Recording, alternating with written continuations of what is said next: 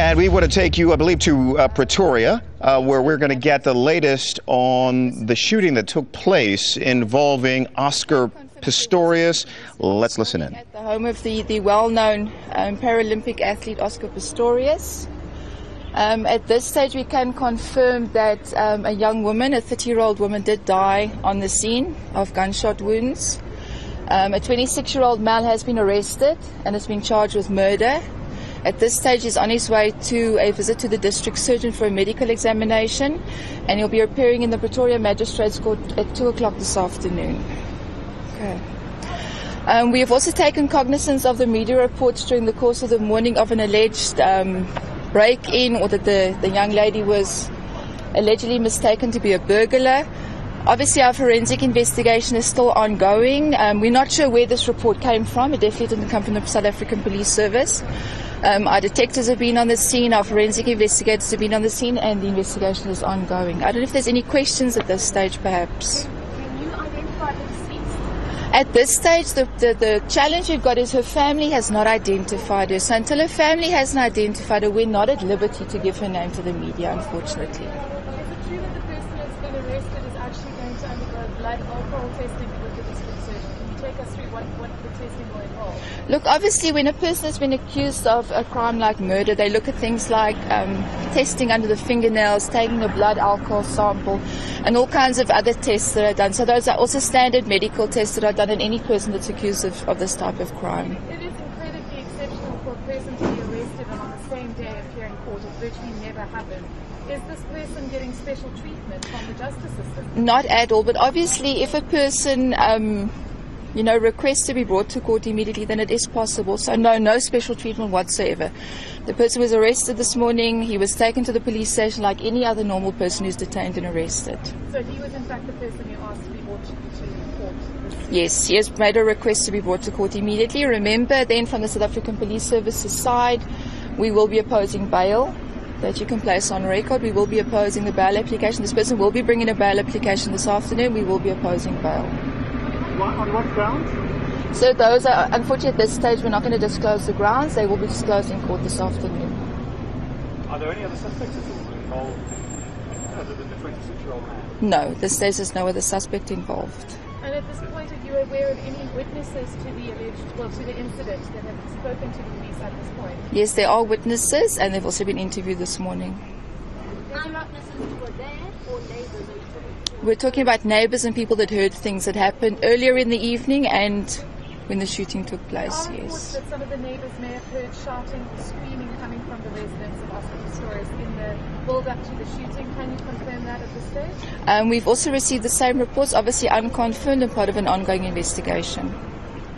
There's a lot of speculation going on, a lot of stories. Is there any way that you can maybe end these speculations? Just tell us what happened. Look, again, at this stage, remember this is an ongoing investigation. Our forensic staff are still on the premises. There's still detectives on the premises. So it would be very premature and also very irresponsible of me at this stage to say exactly what happened. We're not sure. There's allegations and we're not sure. How many shots were fired, and was there anyone else in the home besides the resident and the deceased? So no, the only two people on the premises were the resident and the deceased, and again, the number of shots fired is also part of the ongoing investigation. Any more questions?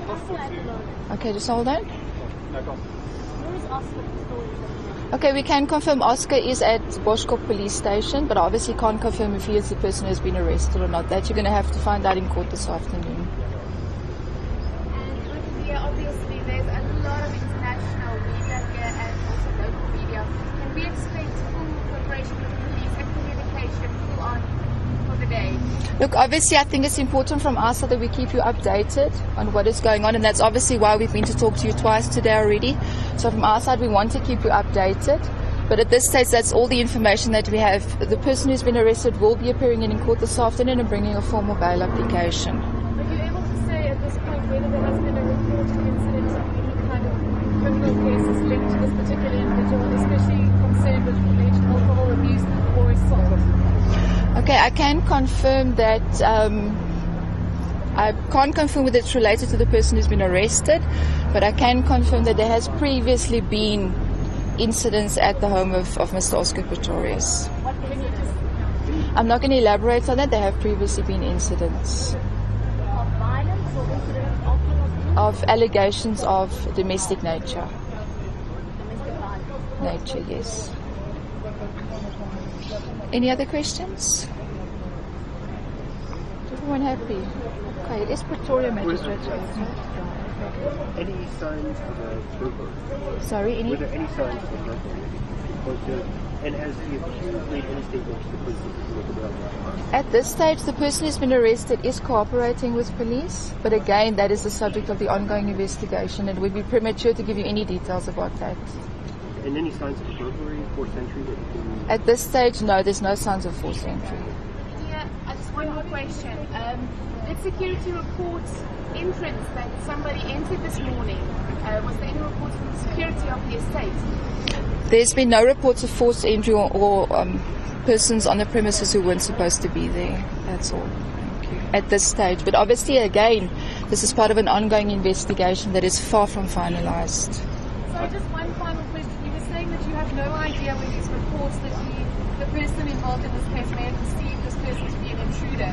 At this stage, do you have any sense of where these allegations may have emanated from, and could they have emanated from the accused himself? We're not sure. Said the South African Police Service were just as surprised this morning to hear over the radio that allegations had been made that the deceased had been perceived to be a burglar. We were very surprised, and those allegations did not come from us.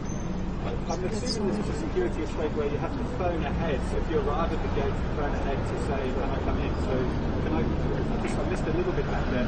But if she arrived, I'm assuming that she would have had to have phoned through into the house. So I'm honestly not sure what the security arrangements are at the estate. That's perhaps something you can find out from the estate itself. But I'm honestly not sure of their security arrangements. But it is a fairly secure premises, yes. And then just crime in this area. I mean, obviously, what you said behind that. Well, this is obviously a fairly quiet area, and this is a very secure estate. So the incidents reported here are fairly low.